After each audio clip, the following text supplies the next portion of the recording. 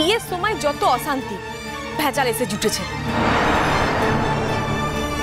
তুমি সন্ধ্যেবেলা এত অপকীর্তি করলে, তারপর লজ্জা নেই নাকি? এই শোনো, আমি কিন্তু কিচ্ছু ভুলিনি। হ্যাঁ, তখন মানিকদা বলেছিল সেই জন্য কোনো থানা পুলিশ করিনি, মেনে নিয়েছিলাম কথাটা। কিন্তু তা বলে যে এখন থানা পুলিশ করতে পারবো না সেটা কিন্তু নয়। হ্যাঁ ঠিক আছে ঠিক আছে, যাও পুলিশের কাছে যাও, গিয়ে বলো আমি তোমার সঙ্গে অশ্লীলতা করেছি, আমি তোমার গায়ে বাজেভাবে হাত দিয়েছি। কিন্তু এত সহজে সবকিছু হয় না। হ্যাঁ, পুলিশকে আগে সেটা প্রমাণ করতে হবে। আর যদি পুলিশ প্রমাণ করে দেয় যে আমি দোষী, তাহলে আমার কোনো অসুবিধে নেই জেল খাটতে, আমি গিয়ে জেল খাটবো। কিন্তু তার আগে আমি এখানে দাঁড়িয়ে থাকবো যতক্ষণ না ফুলঝুরি এই কথাটা বলছে যে ও কেন এই বিয়েটা করছে। ফুলঝুরি, তোমার তো এই বিয়েটা করার কথা ছিল না, তুমি তো এই লোকটাকে পছন্দই করো না, তাহলে কেন করছো তুমি এই বিয়েটা? আমি তোমাকে কতবার বলেছিলাম যে তোমাকে নিজের পায়ে দাঁড়াতে হবে, তোমাকে নিজে কিছু একটা করতে হবে জীবনে। আমি তোমাকে এটাও বলেছি, অনেকবার বলেছি যে তোমাকে আমি আয়ার ট্রেনিংয়ে ভর্তি করে দেবো। তুমি তো দিদার বাড়িতে থেকে সেই কাজটা করতে পারতে। আর এমন তো নয় যে দিদা তোমাকে তাড়িয়ে দিয়েছে বাড়ি থেকে, যে তোমাকে আশ্রয় পাওয়ার জন্য এই লোকটার বাড়িতে এসে উঠতে হচ্ছে। সেটা কি হয়েছে? তা তো নয়।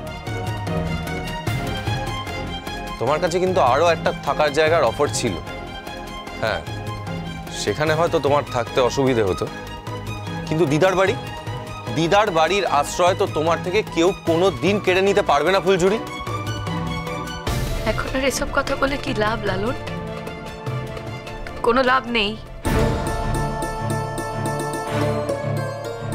অর্ধেক বিয়ে তো হয়েই গেছে, সিঁদুর পড়ালেই বিয়ে হয়ে যাবে। এখন আর এসব বলে কোনো লাভ নেই লালন, এখান থেকে চলে যাও। আর আমি তো বলছি, আমি যা করছি নিজের ইচ্ছেতেই করছি। কিন্তু কেন ফুলঝুরি, কেন? তুই তো বাড়ি থেকে আসার সময় কথা বলিসনি। যদি এটা তোর করারই ছিল তাহলে আগে বলিসনি কেন আমাদের? না না, তখন বলেনি, এখন বলেছে। ওর ইচ্ছে তাই বলেছে। এর মধ্যে আপনারা চোটপাট করতে আসছেন না? আপনারা ওকে চোখ দেখাচ্ছেন কেন?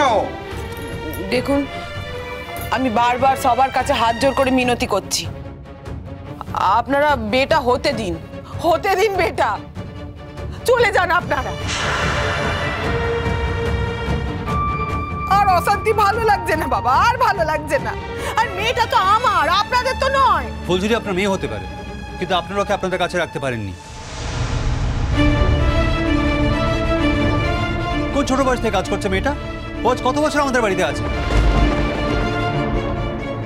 একটা কথা তোমরা সবাই শুনে রাখো, ফুলঝুরি আমাদের বাড়ির কাজের লোক নয়, ও আমাদের পরিবারের সদস্য।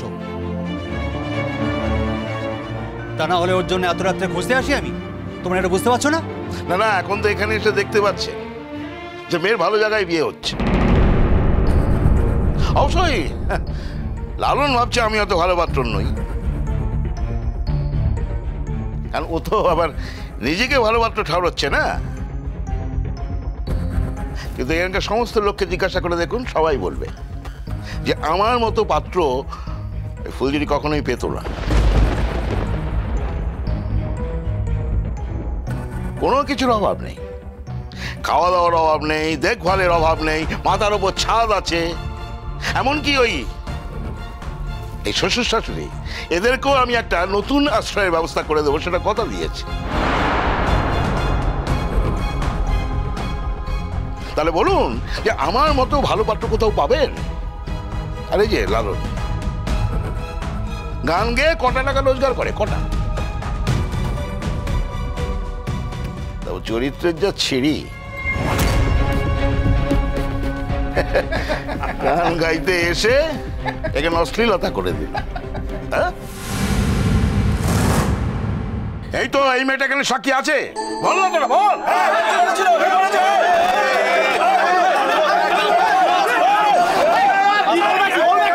শোনো, তোমাদের একটা কথা বলি। হ্যাঁ, আমরা না রাস্তায় ঘোমটা দিয়ে চলি না।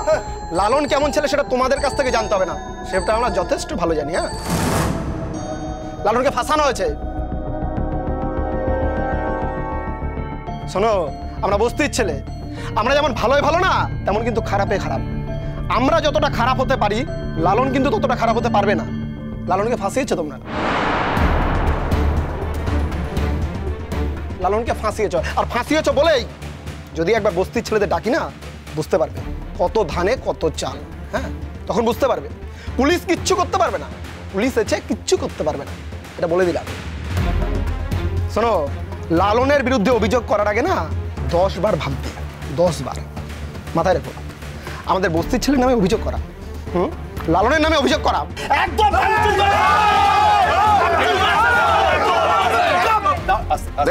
দেখেছেন মানে আপনাদের অনুরোধে, আপনাদের মিনতিতে শুধু আপনাদের মেয়েকে বিয়ে করতে চেয়েছিলাম, এটাই আমার মহা অপরাধ। না, আমি বুঝতে পারছি না কেন হচ্ছেটা কি। আরে দিদি, তুমি থামাও না, চুপ করে আছো কেন?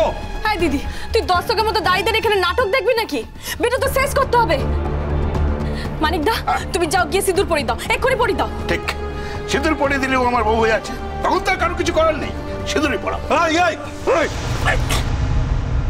একদম না, খবরদার।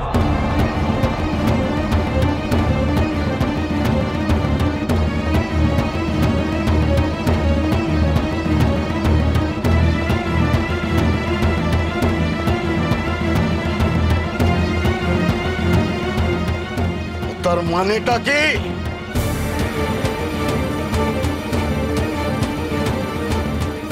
খবরদার কিসের? খবরদার কিসের গো? এই তোরা কি ঘোমটা পড়ে আছিস নাকি? হ্যাঁ, ঘোমটা পড়ে নেই ওরা, তোরা ঘোমটা পড়ে আছিস। চাও তো বল করে দে। দাঁড়া দাঁড়া,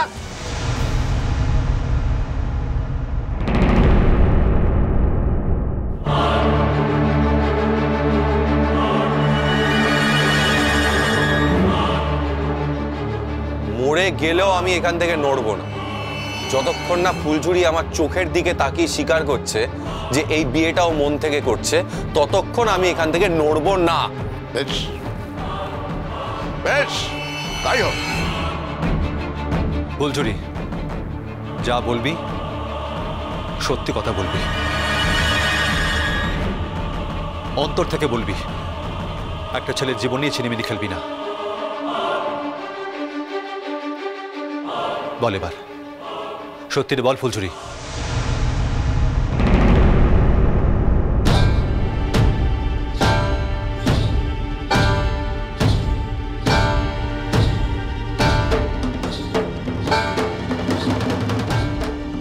আমি মন থেকে মানিককে বিয়ে করছি।